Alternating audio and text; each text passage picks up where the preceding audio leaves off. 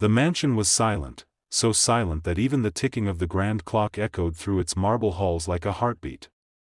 Outside, the city buzzed with life, cars honking, people rushing, and the sun rising over glass towers.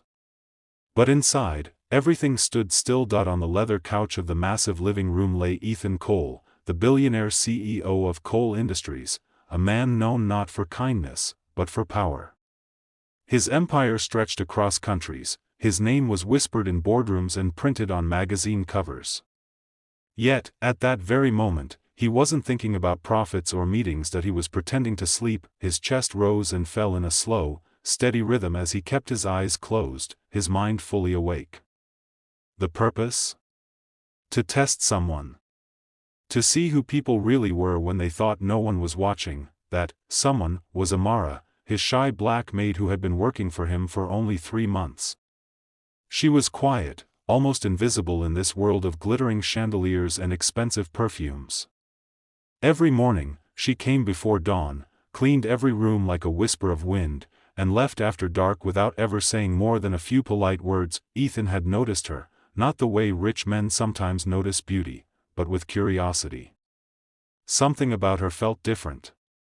Her movements were graceful but cautious, her eyes filled with something he couldn't name. Was it sadness, fear, or just exhaustion from a life that had given her too little? He didn't know.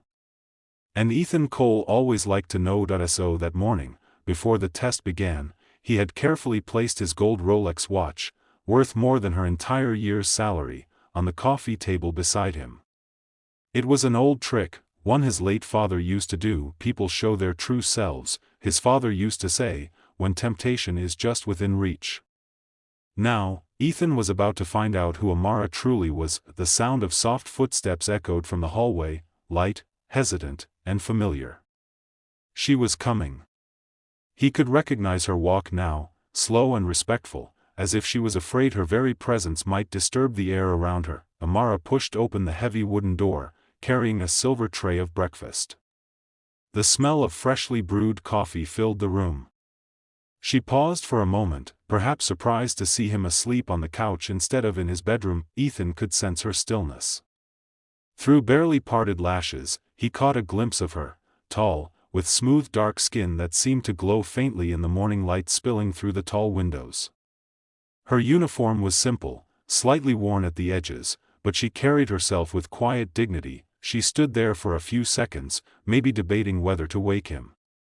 Then she tiptoed closer, her steps making no sound on the marble floor. Ethan's mind raced.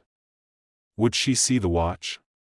Would she reach for it? He had seen it too many times before, people pretending to be honest until an opportunity whispered their true nature, but Amara didn't reach for the watch.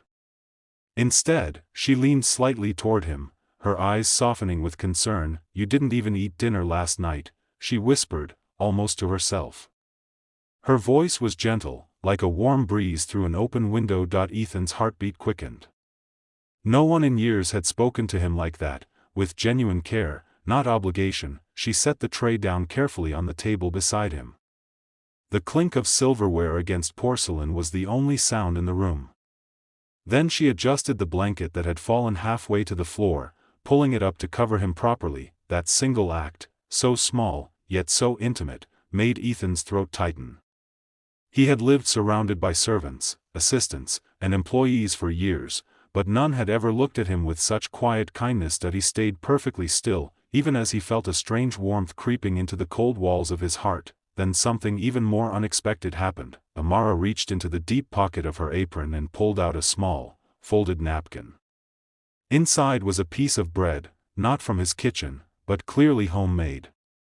It was slightly uneven, the edges browned from a simple oven. She placed it beside his untouched breakfast tray and murmured softly, "Maybe you'll like this better.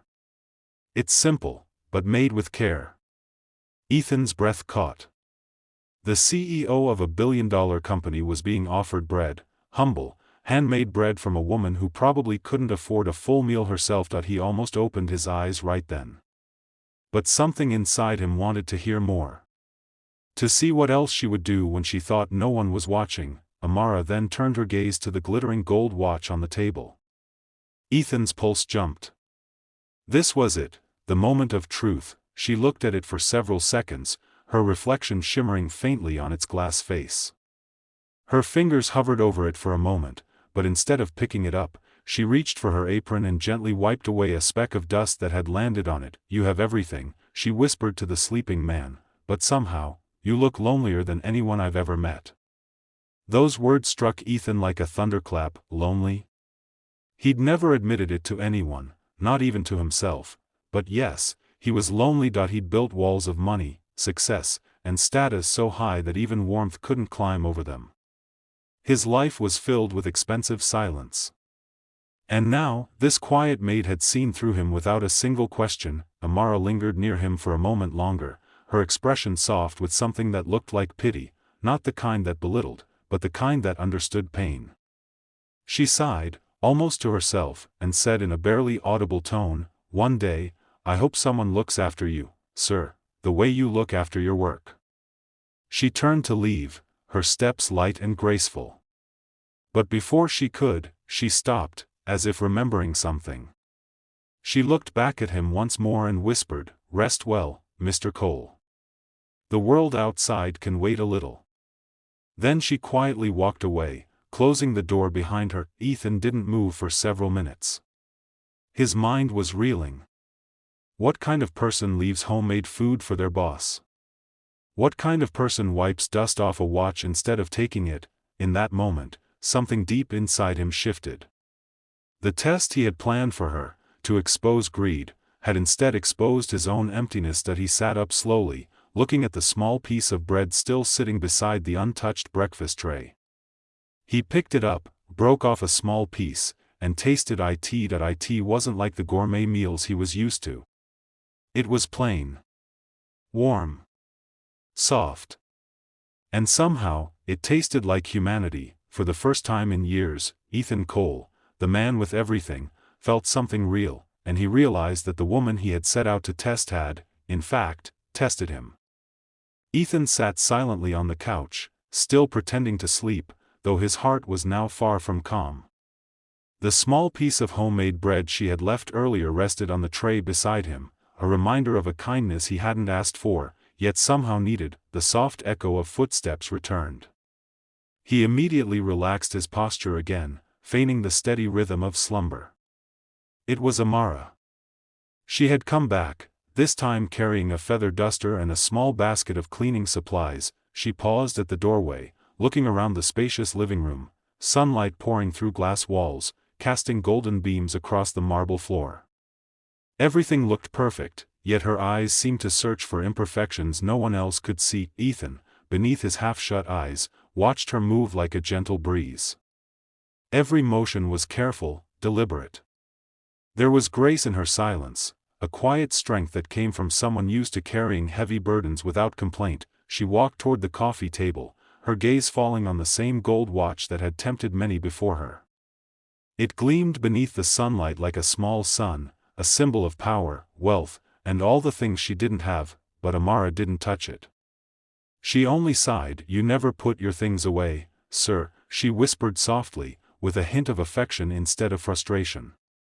"You work too hard for a man who already has everything."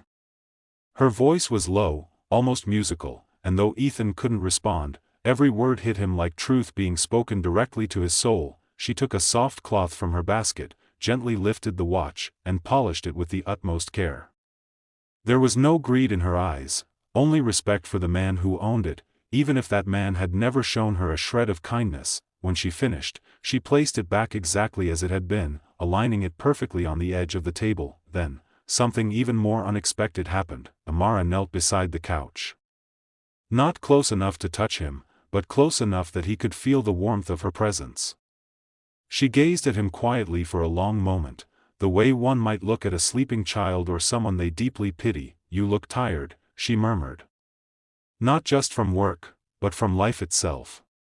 Ethan's breath caught in his throat. No one had ever said something like that to him, not his assistants, not his friends, not even his ex-girlfriend. People only saw his success, his power, his control. No one saw his tiredness. That he wanted to open his eyes, to say something, anything, but he couldn't. He was frozen. Amara leaned a little closer, whispering, I know what it's like, to feel alone even when the world looks at you. Her voice trembled slightly. Ethan heard something in it, pain, old and buried. She looked around the large living room, her eyes landing on the tall windows, the crystal chandelier, the marble fireplace, all symbols of luxury that meant nothing to her. Her gaze softened. Sometimes I wonder if all this makes you happy, sir, she said softly. Because every night when I clean, I see your office lights still on. You don't sleep, you don't eat properly, you barely speak to anyone. You built all this, but who do you share it with? Ethan felt his heart twist. He had asked himself that same question many nights, but hearing it from someone else, from her, made it hurt differently. Amara sighed again, stood up, and walked toward the window.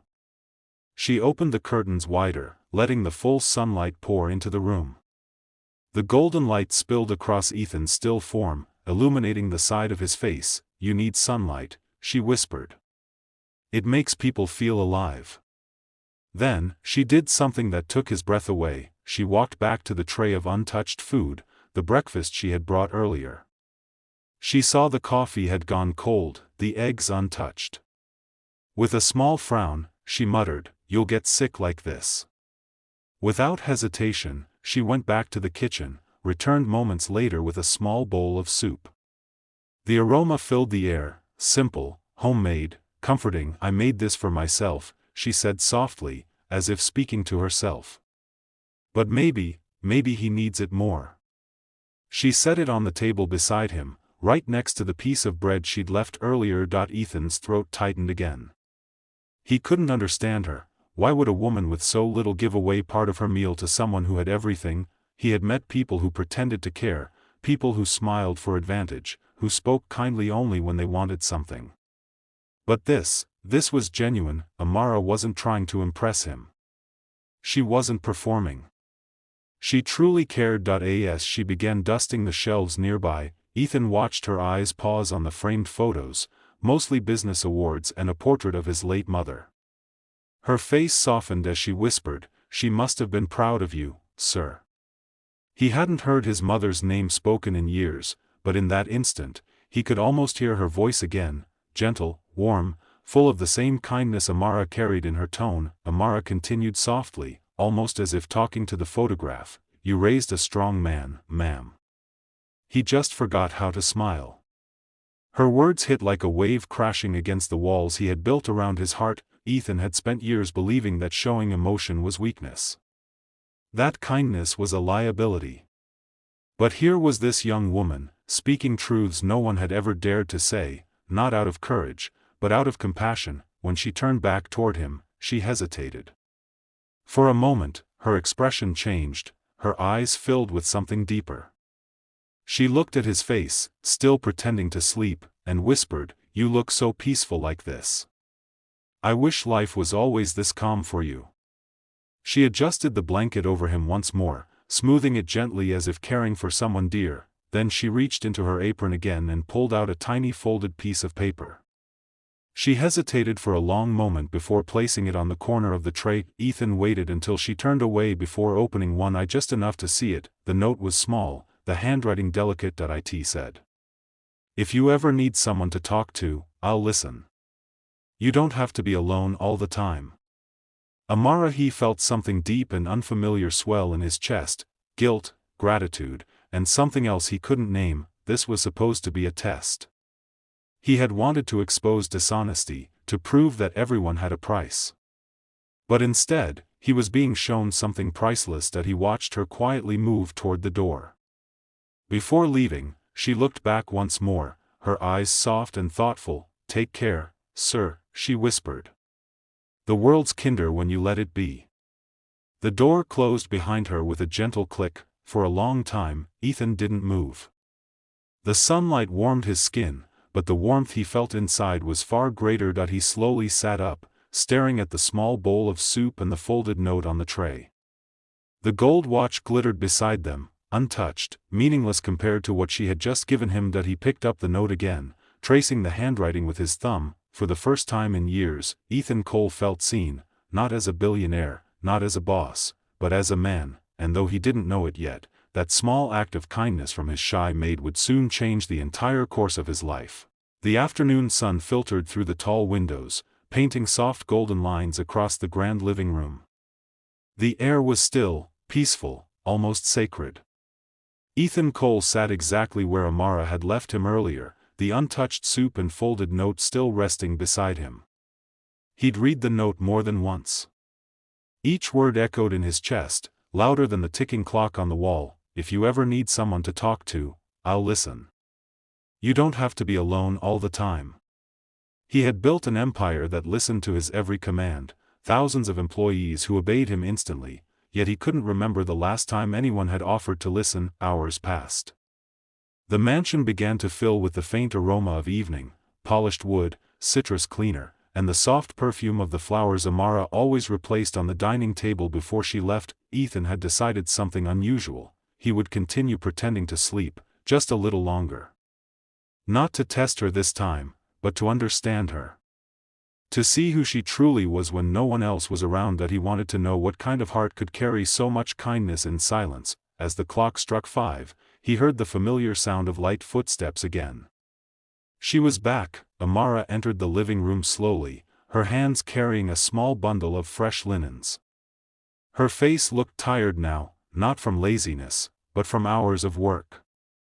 There was a faint shimmer of sweat on her forehead, and her uniform had traces of dust, proof she'd been cleaning the upper floors. But even in exhaustion, she carried herself with quiet grace. She noticed that the breakfast was still untouched, except for a few crumbs of bread.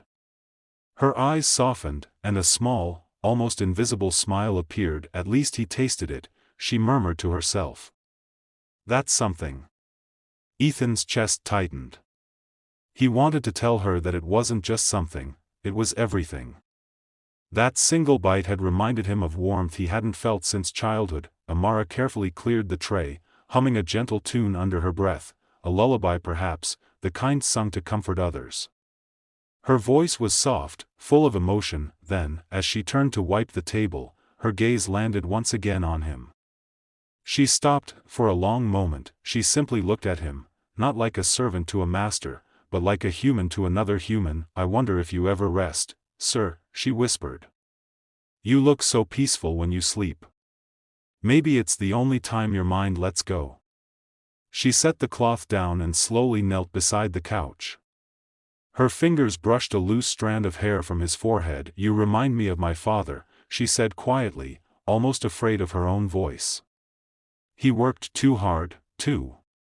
Always worried about giving us a better life, and he forgot to live his own. Ethan felt his throat tighten again.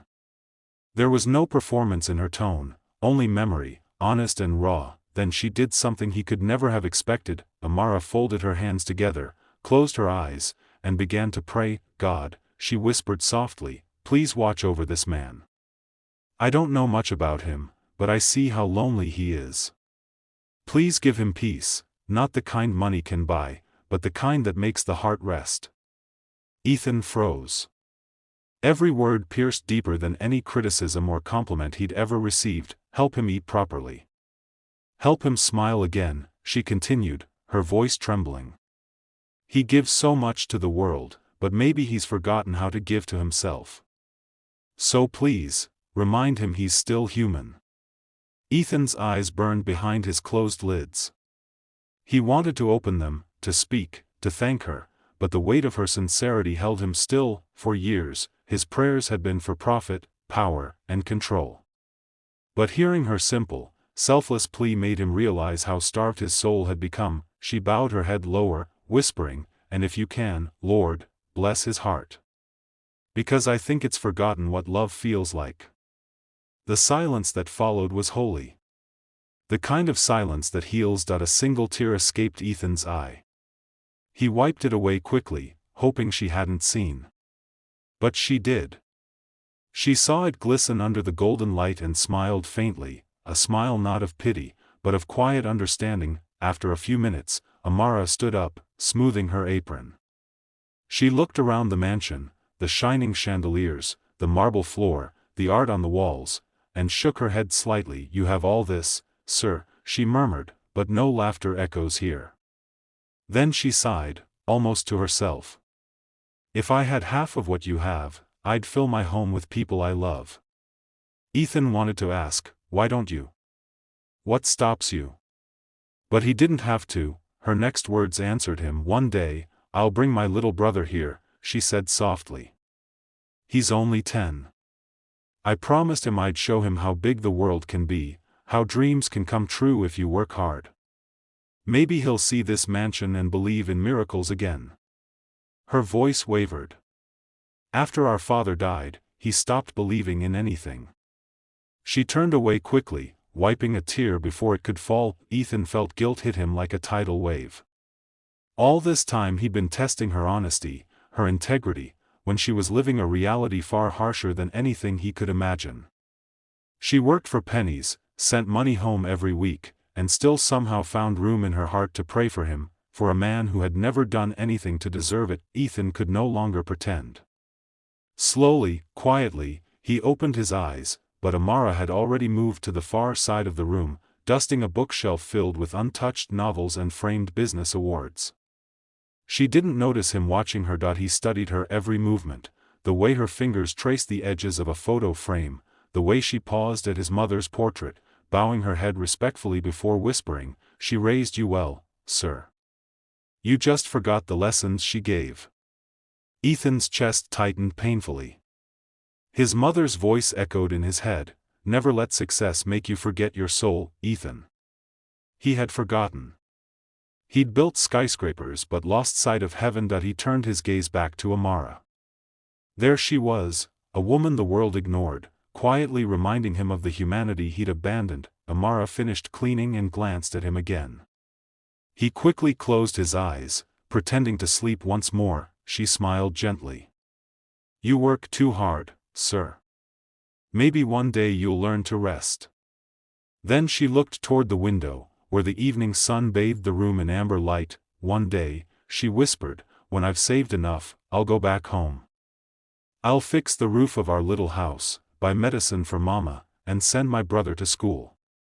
That's all I want, just to see them smile again." Her words lingered like a melody. Ethan's heart clenched. He, a man who could buy anything, had never spoken with such pure hope. She, with nothing but a maid's salary, dreamed only of simple love and safety. As she turned to leave, she stopped once more beside him.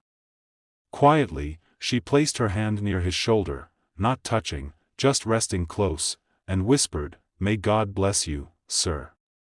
You're not as cold as you think you are." Then she walked out, closing the door softly behind her. For a long time, Ethan didn't move. The echo of her prayer still filled the room, warm and heavy like sunlight through stained glass. He sat up slowly, staring at the spot where she had knelt moments ago. It felt sacred now, like something holy had touched his life. He whispered under his breath, "You prayed for me." No one had done that since his mother died. Not one person in his empire of wealth and power had ever asked heaven to bless his heart. Tears streamed silently down his face. But this time, he didn't wipe them away. He let them fall, because for the first time in years, Ethan Cole, the man the world called untouchable, felt touched, and in that moment, he made himself a silent promise: he would never look at Amara the same way again. She was no longer just a maid in his mansion. She was a reminder that even in a world driven by greed, there were still hearts that prayed for others in secret, and sometimes, that hidden prayer was the first step toward saving The a next lost morning soul. arrived quietly. Soft rays of sunlight filtered through the lace curtains of the King mansion, painting thin golden lines across the wooden floor. The storm from the night before had passed, but its memory still lingered in the damp air. Ethan hadn't slept much. He'd spent the night in the guest room, restless, his mind replaying every moment from the evening before. His father's frail voice, Grace's trembling hands, her words about staying when everyone else had left. Now, as he stood before the mirror buttoning his shirt, he saw someone different staring back at him. Not the polished billionaire the media adored, but a man who had forgotten how to feel. That he sighed, straightened his collar, and walked downstairs. The smell of porridge and herbal tea drifted from the kitchen. He followed it, his footsteps soft against the marble floor. Inside, Grace stood at the stove wearing her simple gray uniform, humming softly to herself. There was something peaceful about her presence, the way she moved with care, the way she made even the smallest tasks feel sacred. She turned when she heard him. "Good morning, sir." Ethan nodded, awkwardly clearing his throat. "Morning, Grace. How's my father?" Her smile was gentle.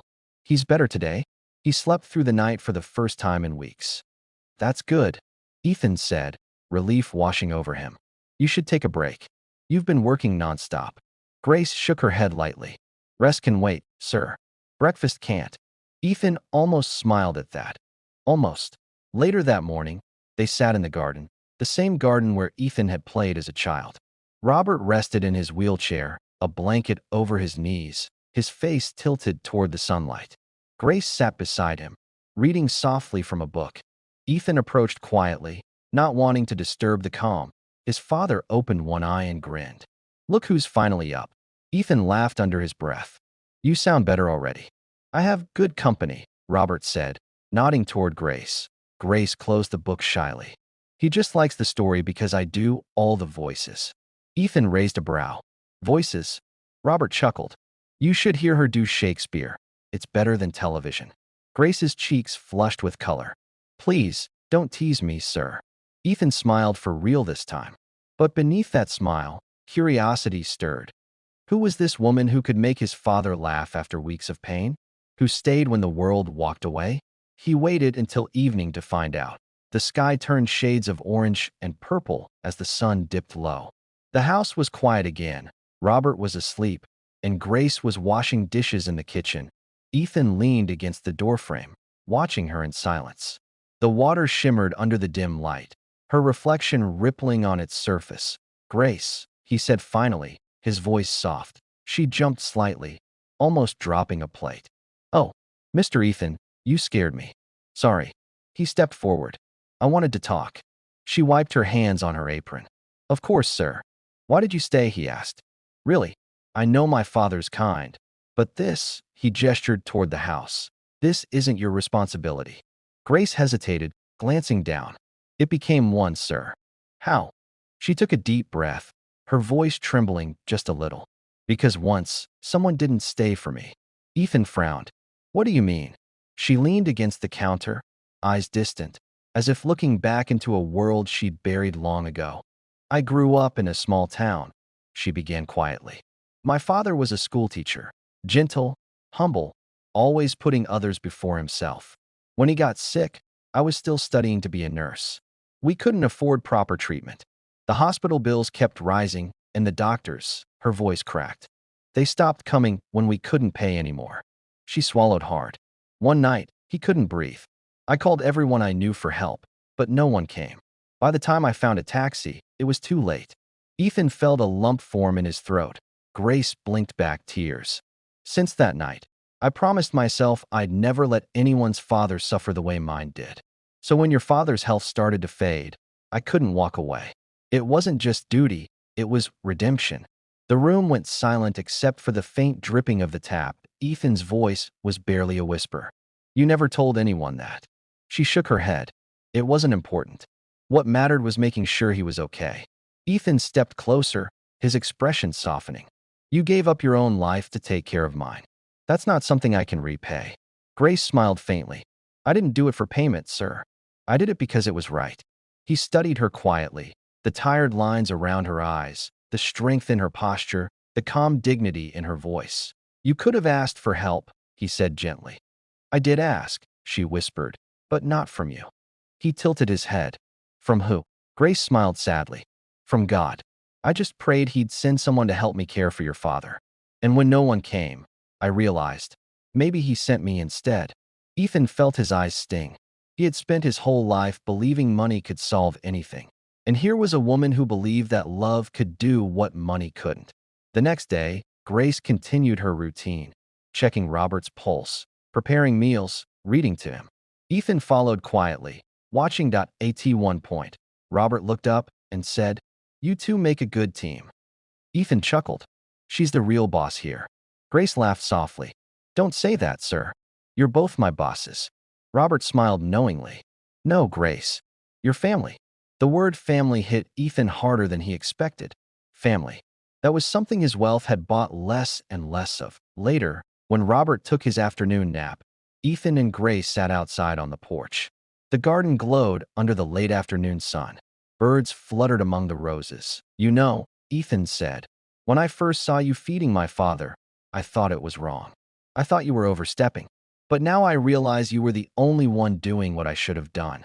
Grace shook her head gently. "Don't punish yourself, sir. Everyone fights their own battles. Yours just looked different." He smiled weakly. "Still, I owe you an apology." "Accepted," she said softly. They sat in silence for a while, listening to the wind in the trees. As the sun dipped below the horizon, Robert called out faintly from his room. Grace stood up instantly. "He's awake. I'll get his medicine." Ethan watched her hurry inside, her figure framed by the golden light. For the first time, he realized something he hadn't before. Grace didn't just serve his father. She understood him. He followed quietly and found her adjusting the pillows behind Robert, helping him drink his medicine with the same gentle patience she always had. Robert caught Ethan's gaze and smiled. "See, son, angels don't always wear wings." Grace blushed. "Please, Mr. Robert." But Ethan nodded slowly. "He's right." Robert chuckled softly. "Told you." Then he closed his eyes, drifting back to sleep, still smiling. Ethan stood there, watching Grace smooth the blanket over his father's chest. Something in him shifted, something deep and permanent. For years, he had chased success thinking it would fill the emptiness inside him. But now, standing beside this humble woman who had given everything for someone else's father, he finally understood what true success meant. It wasn't about the empire he'd built. It was about the heart he'd forgotten to use. That night, as Grace turned off the lights and whispered a soft prayer beside Robert's bed, Ethan lingered at the doorway. He listened to her gentle voice, to the sincerity in every word. And for the first time in his adult life, the billionaire closed his eyes, not in exhaustion, but in gratitude that he realized Grace's secret wasn't just about her past. It was about her heart, a heart that healed others while quietly carrying its own scars. And from that moment on, Ethan knew his life would never be the same again. She looked up at him, her eyes shimmering but steady. "I just want my family to be okay. I don't want to be rich, sir. I just want to stop worrying about medicine, about rent, about my brother's school fees. That's all." Her voice cracked slightly at the end, but she didn't cry. She had learned to hold her tears with grace. Ethan couldn't take his eyes off her. Her words, her simplicity, her selflessness, it all made his heart ache. He had met countless people who chased millions, yet here was someone who only wished for peace. He finally said, "You'll have your salary tripled, starting today." She gasped. "Sir, no, please, I'm not asking," he said gently. "You've earned it." Her lips trembled. "Thank you, sir. You have no idea what that means." Ethan smiled, a real smile this time, not the cold professional one he used for the world. "Maybe one day you'll understand what you've done for me, too." She tilted her head slightly, confused. "You reminded me," he said, "that I still have a heart." For a long moment, they stood in silence, two souls from different worlds, connected by something simple yet profound, compassion. Amara finally rose from her chair, bowing her head respectfully. "If you'll excuse me, sir, I should finish the laundry." Ethan nodded. "Of course." As she turned to leave, he called out softly, "Amara." She stopped at the door and looked back. "Thank you," he said. "For praying for me." She smiled gently. "You're welcome, sir. Sometimes prayers reach places words can't." And with that, she walked out, leaving Ethan standing alone in his vast office, his reflection in the glass no longer looking like a man of steel, but like a man rediscovering his soul. Days passed, but Ethan couldn't stop thinking about Amara. Every time he crossed the marble hallway or walked past the living room, he remembered her prayer, her trembling voice, and the honesty in her eyes. Something inside him had changed that day, something deep and quiet, like a storm that finally stopped raging, that he found himself watching her, not in the way of a powerful man observing an employee, but as someone quietly studying kindness. He noticed the way she moved, soft, deliberate, graceful. How she hummed low songs under her breath while cleaning. How she smiled at the gardeners, always asking if they'd eaten. There was something about her presence that made the cold mansion feel human again. One evening, Ethan stayed home early, something he never did. The housekeeper mentioned that Amara had left work late the past few nights. His curiosity grew. "Does she live far?" he asked. The housekeeper sighed. "Quite far, sir. She walks most of the way, since she can't afford the full bus fare." Ethan frowned. "She walks? At night?" "Yes, sir. She insists she's fine. Says the money she saves helps her buy food for her family." Ethan felt a strange mixture of anger and guilt. Here he was, surrounded by luxury, while a woman who worked under his roof walked home in the dark, clutching a few coins to feed her family. That night, he couldn't rest. Something urged him to find out more, not from curiosity, but from concern. So the next day, when she finished work, he quietly followed. Amara didn't notice the sleek black car trailing at a distance as she stepped out of the side gate, her worn shoes tapping softly on the pavement. She walked with determination, her small bag swinging at her side. The sun was setting, and the streets grew dim, lined with flickering lamps and stray dogs resting by the walls. After nearly an hour, she reached a narrow alley at the edge of the city. The buildings were old and cracked, laundry hung across balconies, and children played barefoot in the dust. Ethan parked at a distance, watching silently as she greeted the neighbors with a tired smile. She finally entered a small, tin-roofed house at the end of the lane. It was smaller than his guest bathroom. From the window, he could see faint light inside, the soft glow of a candle. Then he saw her kneel beside an old bed where a frail woman lay coughing. His chest tightened. It was her mother. Amara gently wiped her mother's face with a damp cloth and whispered something that made the woman smile weakly. Then she turned to a little boy sitting on the floor, his legs tucked under him as he read from a torn notebook. Her brother. Ethan felt his throat close. The boy's clothes were patched, his shoes too small, but his eyes were bright, the same eyes Amara had, full of quiet hope. He watched as Amara served them food, only 2 plates. She didn't take any for herself. Instead, she sat beside her mother, smiling as they ate, and then, when she thought no one could see, she took a deep breath, held her stomach, and silently drank a glass of water to fill her hunger. Ethan turned away. For the first time in years, he felt his eyes sting. The next morning, Amara entered the mansion as usual, carrying her small cleaning cart. Ethan was waiting for her. "Amara," he called gently. She froze. "Yes, sir." "Come to my office. Please." She hesitated but followed. Inside, he gestured for her to sit. Her hands fidgeted nervously in her lap. He studied her for a moment before speaking. "Why didn't you tell me about your family?" Her head shot up, alarm flashing in her eyes. "My family?" "Yes," he said. "Your mother. Your brother. The medicine. The walking home in the dark." Amara's face went pale. You followed me?" Ethan nodded slowly. "I did." She looked down, shame filling her expression. "Sir, I'm sorry. I didn't mean to cause trouble.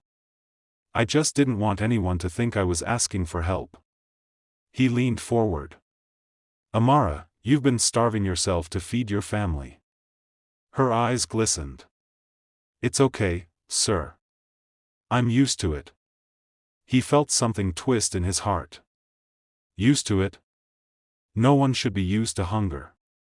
She gave a faint, broken smile. "There are people worse off than me, sir. I'm grateful we have a roof, even if it leaks. I'm grateful my mother is still breathing. That's enough." Ethan stood abruptly and walked to the window, trying to steady his voice. "Your mother, what's wrong with her?" Amara hesitated. "She has kidney disease. We can't afford treatment, so I just try to keep her comfortable. And your brother? He's in school. He's very smart, sir. Wants to be an engineer. Her face softened with pride. I promised him he would finish school no matter what. Even if I have to work double. Ethan turned around slowly. His eyes were full of emotion. Amara, you shouldn't have to carry all that alone. She shook her head firmly. I'm not alone, sir. I have faith. That's what keeps me strong. Those words broke something inside him, the same way her prayer had done. He sat down again, his tone gentler now. You're not angry I followed you? She hesitated. At first, I was. But, maybe it's good you saw. Now you know I don't work here for money or pity. I work because I believe even in places like this, God hides purpose. He stared at her in silence. Amara continued, voice trembling slightly. You see, sir, I didn't take this job just to survive. I wanted to understand the kind of people who forget what life feels like. The ones who have everything but still look empty. Ethan blinked. You mean, people like me? She nodded, softly but bravely. Yes, sir. You looked lost. I thought if I could bring a little light, maybe it would help you remember what matters. For a long moment, Ethan didn't speak, then he whispered, almost to himself, you did more than that, Amara. You reminded me what it means to be human. Her eyes widened, and a tear slipped down her cheek. That he stood and walked toward her, placing an envelope on the desk. Inside is something for your family. Don't refuse it. She shook her head instantly. Sir, please, it's not charity, he interrupted softly. It's responsibility. The world failed people like you, Amara. But I don't want to. Her lips trembled as she reached for the envelope. Inside, she saw a check, more money than she had ever seen in her life. Sir, this could save my mother, she whispered. I know, he said. That's the point. She tried to speak, but her voice broke. Why are you doing this? Ethan smiled sadly. Because last week, I saw a woman pray for me when she thought I was asleep. And I realized, maybe that prayer was meant to wake me up. Her tears finally fell. Thank you, sir. You've no idea what this means. He stepped closer, his tone warm yet firm. Promise me one thing. She nodded through her tears. Anything. Promise me you'll never let this world harden you. The world needs people like you, gentle but strong. She smiled faintly. I promise, sir. Ethan exhaled deeply, feeling lighter than he had in years. As she stood to leave, she paused by the door and turned. You know, sir, when I prayed for you, I asked God to give you peace. He looked at her, eyes glistening. And maybe he answered through you, Amara. That night, as she walked home, the city lights looked different, warmer, softer, alive. She clutched the envelope to her chest, whispering a thank you to the sky. At the same time, Ethan stood on his balcony, watching the stars he hadn't noticed in years. For once, he wasn't thinking about numbers or deadlines. That he was thinking about a shy maid who taught him more about wealth than all his millions ever could, and deep down, he knew, this was just the beginning. Weeks passed, and the mansion that once felt cold and lifeless began to change, not because of money or renovations, but because of spirit. Ethan Cole, the man once known for his ruthless precision and emotionless efficiency, was no longer the same. His world had shifted in quiet, powerful ways. For the first time in years, laughter could be heard echoing through the marble halls. The house staff noticed it first, the small smile on their boss's face when he greeted them, the way he thanked them after meals, and the fact that he no longer barked orders from behind closed doors. But the greatest change of all was the one he felt within himself. He woke up earlier, not to chase profits or deals, but to watch the sunrise. The same sunrise Amara had always admired quietly through the kitchen window, that he found himself remembering her words again and again. Kindness is free, but it's the only thing rich people forget to spend. Those words became his compass. Ethan didn't stop at helping Amara. What started as one act of compassion slowly grew into something bigger. One afternoon, he called a board meeting, the first one in months that didn't revolve around numbers. His senior executives gathered. Curious gentlemen, he began, his voice calm but commanding, I've realized something. Our company has made billions, but somewhere along the way, we forgot about the people behind those numbers. The room was silent. That he continued, from today onward, I want a new division, one dedicated to supporting the families of our lowest paid workers. Education, healthcare, and food security, I want it all covered. One of the directors frowned. Sir, that would cost. Ethan raised a hand, his eyes steady. It would cost far less than losing our humanity. The boardroom went silent again, this time in awe. That was the day Cole Foundation for Human Dignity was born. Within weeks, dozens of struggling employees received help. Families who had been drowning in medical bills found relief.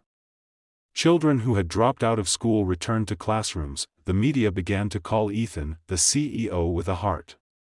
But those who knew the truth understood, it wasn't about reputation. It was about redemption. Meanwhile, Amara's life changed too, though she never sought luxury. Her mother received full treatment at a private hospital, arranged quietly by Ethan. Within a month, her health began to stabilize, and she smiled more often. Her younger brother, Malik, received a scholarship to one of the best schools in the city, another, anonymous, gift Amara didn't need to question. She knew exactly who was behind it, but Amara never left her job. When Ethan gently suggested she take time off, she shook her head with that soft, determined smile. Sir, I want to stay, she said. I still have work to do here. Ethan smiled knowingly. You mean more than just cleaning? She laughed softly. Yes, sir. I think this house still needs a bit of heart. And so she stayed. Not as just a maid, but as a quiet force of grace that filled every corner of that grand home. One late afternoon, Ethan decided to visit Amara's home. This time, not secretly. When he arrived, children were playing in the dusty street, laughter ringing through the air. Amara was sitting outside with her mother, helping her knit a blanket. When she saw the sleek car pull up, her eyes widened in surprise. Sir, she exclaimed, standing quickly. Ethan stepped out, dressed casually for once, a gentle smile on his face. You don't have to call me sir here, Amara. Her mother, still frail but smiling, slowly stood. You must be Mr. Cole. My daughter talks about you often, says you're a good man. Ethan's eyes softened. Your daughter gives me too much credit, ma'am. The old woman chuckled. Then maybe she finally taught you humility too. They all laughed together, and for the first time, Ethan felt something warm and familiar.